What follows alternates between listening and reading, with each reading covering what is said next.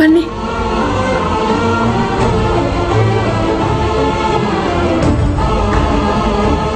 ಸೂರ್ಯ, ಸೂರ್ಯ,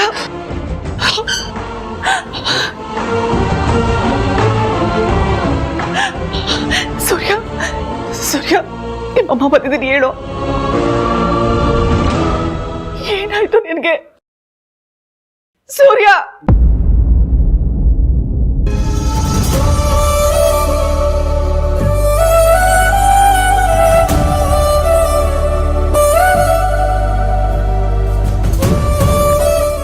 ಅಮ್ಮ, ಏನೋ ಸೂರ್ಯ ಇದು? ನಾನು ಎಷ್ಟು ಹೇಳಿದ್ರು ಕೇಳ್ದೆ, ಆ ಹುಡುಗಿ ಹಿಂದೆ ಹೋದೆ. ಈಗ ನೋಡು, ಯಾಕೋ ಹೀಗೆಲ್ಲ ಮಾಡ್ಕೊಂಡಿದ್ಯಾ?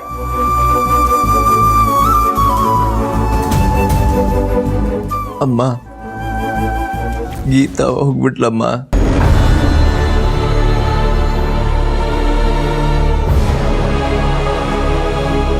ಗೀತಾ ಹೋದ್ಮೇಲೆ ನಾನಿದ್ದೇನ್ ಮಾಡ್ಲಿ?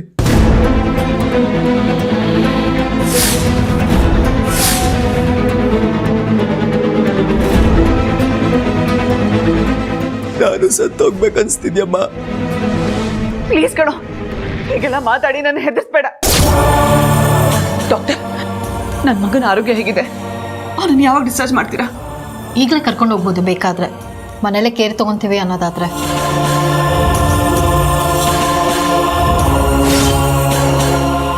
ತುಂಬ ಸ್ಟ್ರೆಸ್ಸಲ್ಲಿದ್ದಾರೆ. ಅವ್ರು ಇಷ್ಟಪಟ್ಟಾಗೆ ಅವ್ರನ್ನ ಫ್ರೀಯಾಗಿ ಬಿಡಬೇಕು. ಸರಿ, ನಾನು ಅದನ್ನ ನೋಡ್ಕೊಳ್ತೀನಿ ಡಾಕ್ಟರ್. ನೀವು ಡಿಸ್ಚಾರ್ಜ್ ಸಮರಿ ರೆಡಿ ಮಾಡಿ. ಓಕೆ. ಸೂರ್ಯ, ಬಾ, ಮನೆಗೆ ಹೋಗೋಣ, ಬಾ.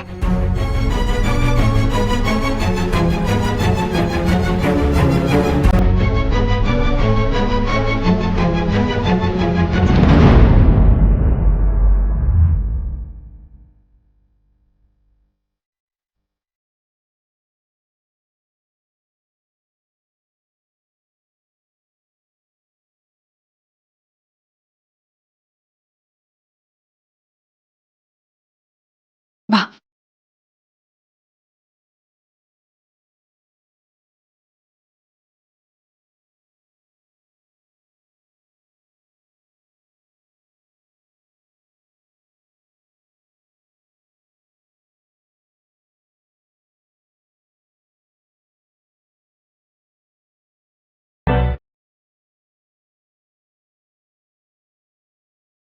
Thank you.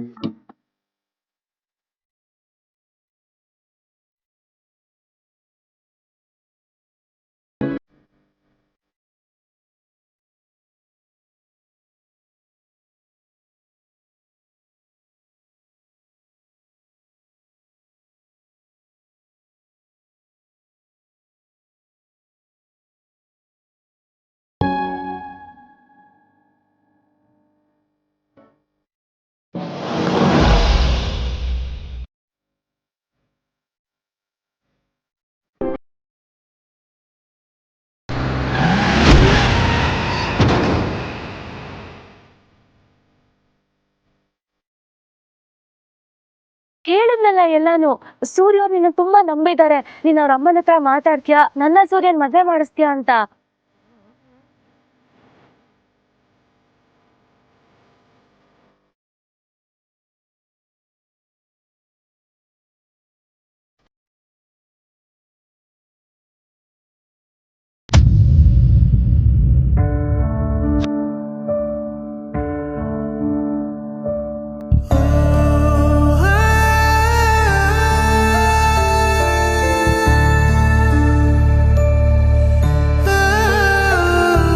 ಹಿರಣ್ಮಯಿ, ಏನಾಯ್ತಮ್ಮ?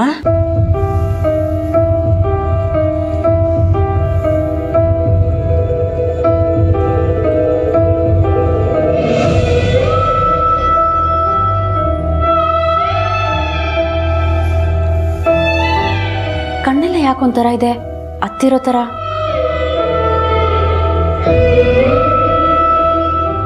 ಗೀತಾ ಹೋಗ್ಬಿಟ್ಲು. ಹೋಗ್ಬಿಟ್ಲು ಅಂದ್ರೆ? ಆಕ್ಸಿಡೆಂಟಲ್ಲಿ ಸತ್ತೋಗ್ಬಿಟ್ಲು.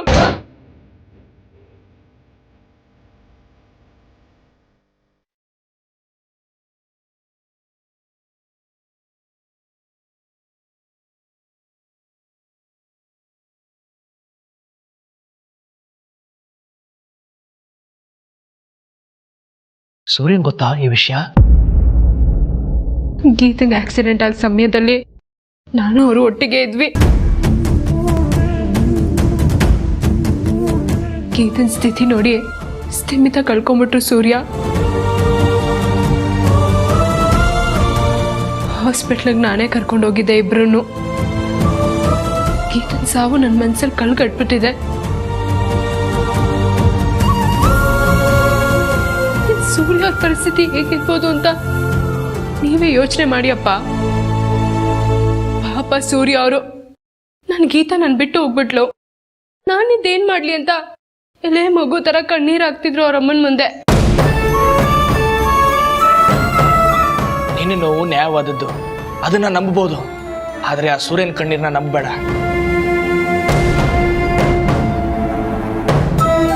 ನಿನ್ನನ್ನು ಕೊಲ್ಲೋಕ್ ಬಂದವನ ಹತ್ರ ಅಷ್ಟೊಂದು ಕರುಣೆ ಇದೆ ಅಂತ ಹೇಗ್ ನಂಬ್ತೀಯ ನೀನು? ಹತ್ರದಿಂದ ನೋಡಿದ್ದೀನಿ. ಇತ್ತೀಚೆಗೆ ತುಂಬಾ ಬದಲಾಗಿದ್ದಾರೆ ಸೂರ್ಯ. ನಿನ್ನ ಭ್ರಮೆಲಿಟ್ಟಿದ್ದಾನೆ ಆ ಸೂರ್ಯ. ಶಿವು, ಅವನ ಬದಲಾವಣೆ ಬಗ್ಗೆ ಚರ್ಚೆ ಮಾಡೋ ಸಂದರ್ಭ ಅಲ್ಲ ಅಲ್ವಾ ಇದು?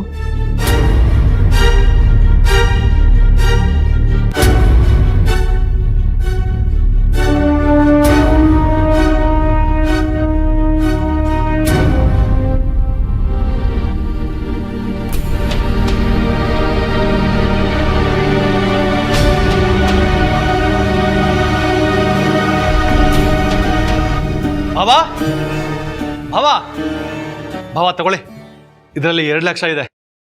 ಶಿವು ಹಿರಣ್ಮಯಿ ಮದುವೆಗೆ ಉಪಯೋಗಿಸ್ಕೊಳ್ಳಿ.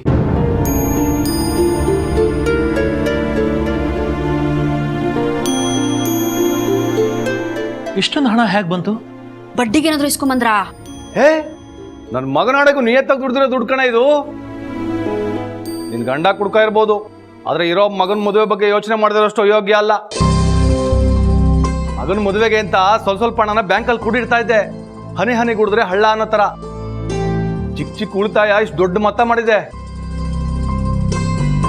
ನಂಬಿಕೆ ಬರ್ತಿಲ್ವಾ? ಬಾವಾ, ನೀವೇ ನೋಡಿ ಪಾಸ್ಬುಕ್.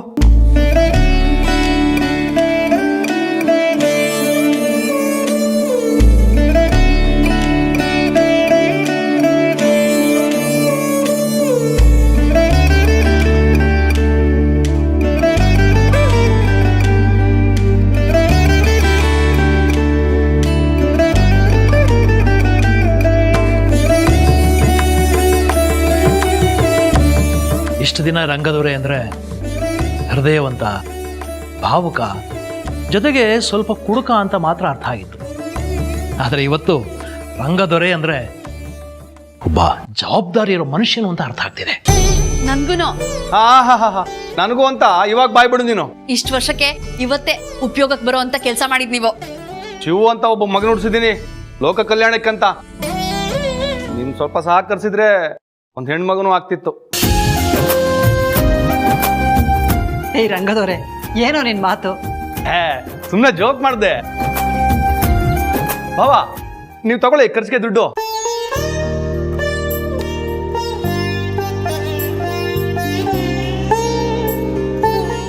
ಬೇಡ,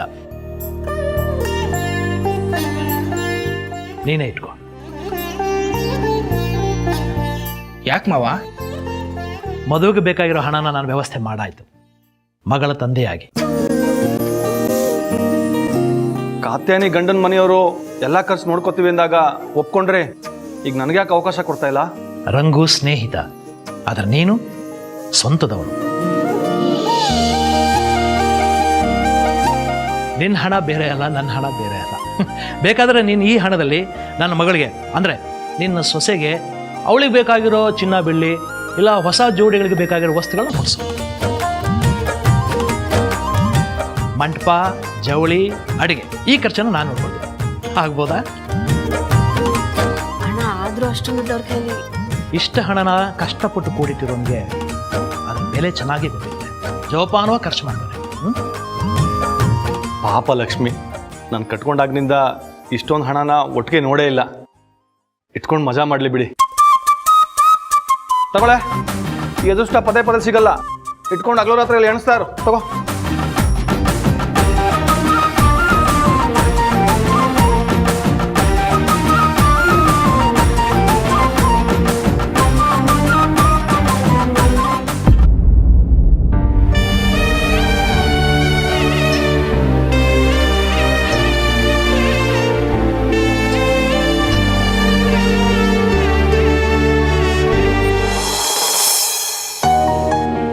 ಗೀತನ ನೆನಪಿಂದ ಸೂರ್ಯ ಆಚೆನೆ ಬಂದಿಲ್ಲ. ಪ್ರೀತಿಸಿದವ್ರನ್ನ ಕಳ್ಕೊಂಡು ನೆನಪು ಅಷ್ಟು ಗಾಢವಾಗಿರುತ್ತೆ. ನಾವು ಅರ್ಥ ಮಾಡ್ಕೋಬೇಕು. ಅರ್ಥ ಆಗತ್ತೆ, ಆತಂಕನೂ ಆಗ್ತಾ ಇದೆ. ಆ ಗೀತನ ನೆನಪಲ್ಲಿ ಸೂರ್ಯ ಊಟ ಮಾಡಲ್ಲ ಅಂತ ಹಠ ಹಿಡ್ದಿರೋದು ನೋಡಿದ್ರೆ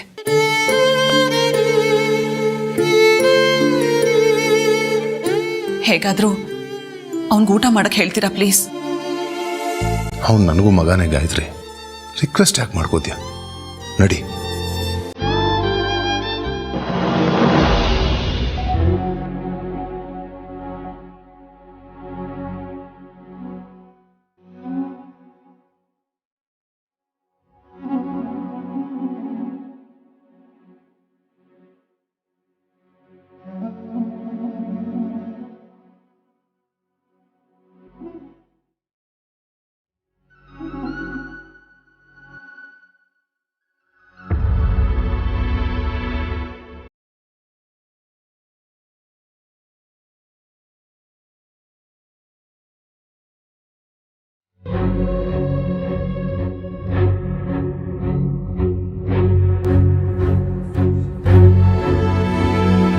ನೀನು ಯಾಕೆ ತರಕೋದೆ ಊಟನ? ನೀವು ಹರ್ಷಿಕೊಂಡಿರೋದು ನನಗಿಷ್ಟ ಇಲ್ಲ. ಥ್ಯಾಂಕ್ಸ್ ನನ್ನ ಬಗ್ಗೆ ಇಷ್ಟೊಂದು ಕನ್ಸರ್ನ್ ಇಟ್ಕೊಂಡಿರೋದಕ್ಕೆ. ಆದರೆ ನಂಗೆ ಊಟ ಬೇಡ. ಯಾಕೆ ಬೇಡ? ಯಾಕಪ್ಪ ಬೇಡ? ಕೊಡಮ್ಮ, ನಾನು ತಿಂತೀನಿ.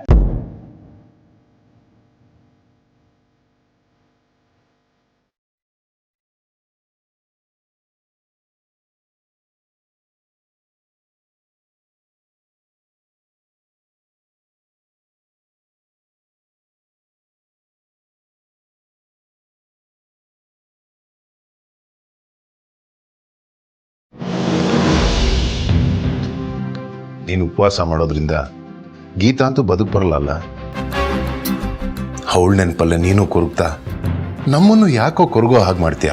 ನೀವು ಕೊರಗಿ ಅಂತ ನಾನೇನು ಹೇಳಿಲ್ವಲ್ಲ. ಮಕ್ಕಳು ಖುಷಿ ಹೆತ್ತೋರ್ಗೂ ಖುಷಿ ಕೊಡುತ್ತೆ.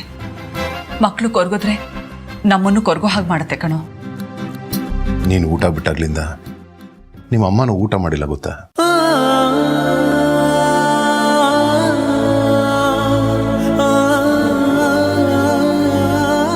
ನಾಳೆ ಅವಳಿಗೇನಾದ್ರೂ ಹೆಚ್ಚು ಕಡಿಮೆ ಆದ್ರೆ ಯಾರೋ ಹೊಣೆ? ಗೀತನ್ ಕಳ್ಕೊಂಡ ಹಾಗೆ ನನ್ನನ್ನು ಕಳ್ಕೊಳ್ತಾನಷ್ಟೆ. ಅಮ್ಮ ಪ್ಲೀಸ್ ಹಾಗೆಲ್ಲ ಮಾತಾಡ್ಬೇಡಮ್ಮ. ನೀನಿಲ್ಲ ಅಂದ್ರೆ ಇನ್ನೊಂದ್ಸಲಿ ಹಾಗೆಲ್ಲ ಮಾತಾಡ್ಬೇಡ ಅಷ್ಟೇ. ಹಾಗಾದ್ರೆ ಆ ಸತ್ತಿರೋ ಗೀತನ ಮೇಲೆ ತೋರ್ಸೋಷ್ಟು ಅರ್ಧದಷ್ಟು ಕಾಳಜಿ ಅಕ್ಕರೆ ಬದುಕಿರೋ ನಮ್ಮಲ್ಲಿ ತೋರ್ಸಪ್ಪ. ತಗೋ ಮೊದಲು ಊಟ ಮಾಡು.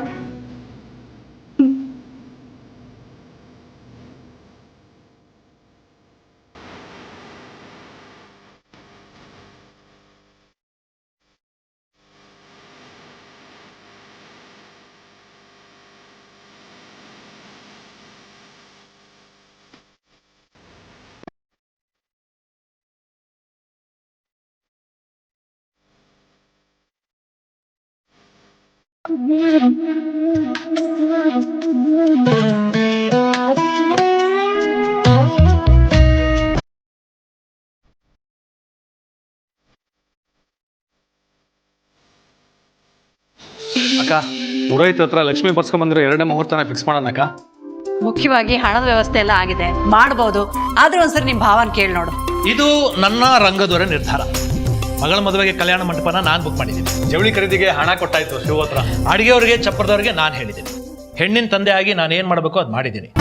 ಶಿವು, ನೀನು ಈ ಮನೆಗೆ ಮಗನೂ ಹೌದು, ಅಳಿಯನೂ ಹೌದು. ಮಿಕ್ಕ ಜವಾಬ್ದಾರಿ ಎಲ್ಲ ನೀನು ವಹಿಸ್ಕೋಬೇಕು. ಖಂಡಿತ ಮಾವ. ಹಿರಣ್ಮಯ್ಯಲ್ಲಿ ರೂಮಲ್ಲಿದ್ದಾಳೆ, ನಾನು ಕರ್ಕೊಂಡ್ಬರ್ತೀನಿ. ಬೇಡ ಬೇಡ, ನಾನೇ ಹೋಗ್ತೀನಿ.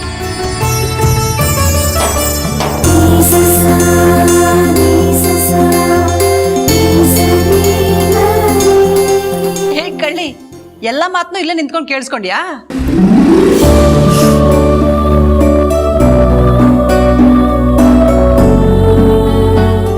ಇಷ್ಟು ವರ್ಷ ಕಾತ್ಯಾನಿಗೋಸ್ಕರ ನಿನ್ನ ಸಂತೋಷಗಳನ್ನು ತ್ಯಾಗ ಮಾಡಿದೆ. ನಿನ್ನ ಮದುವೆ ದಿನನೂ ಅವಳಿಗೋಸ್ಕರ ಮುಂದೂಡಿದೆ. ಆದರೆ ಈಗ ಯಾವ ಅಡೆತಡೆನೂ ಇಲ್ಲದೆ ನಿನ್ನ ಮದುವೆ ಆಗತ್ತೆ.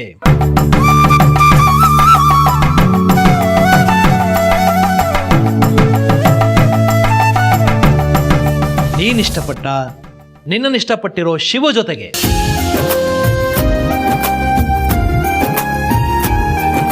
ಇನ್ನೊಂದು ತಿಂಗಳಲ್ಲಿ ನೀವಿಬ್ರು ಗಂಡ ಹೆಂಡತಿ ಆಗ್ತೀರಾ.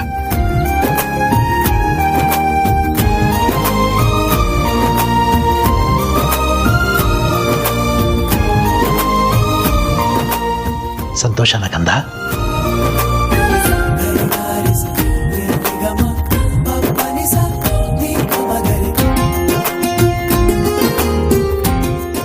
ನಿಮ್ಮಿಷ್ಟನ ಯಾವತ್ತಾದ್ರೂ ಬೇಡ ಅಂದಿದ್ದೀನ ಅಪ್ಪ.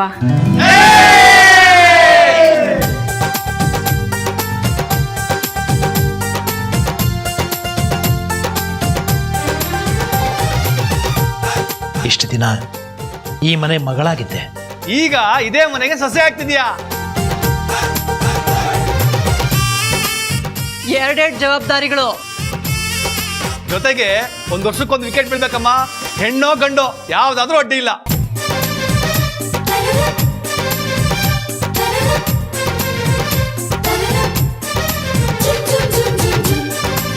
ಸರಿಯಾಗಿ ನಿಭಾಯಿಸ್ಬೇಕಮ್ಮ. ಅದನ್ನೆಲ್ಲ ನಾನು ಹೆಂಡತಿ ಹೇಳ್ಕೊಡೋ ಅವಶ್ಯಕತೆ ಏನಿಲ್ಲಪ್ಪ.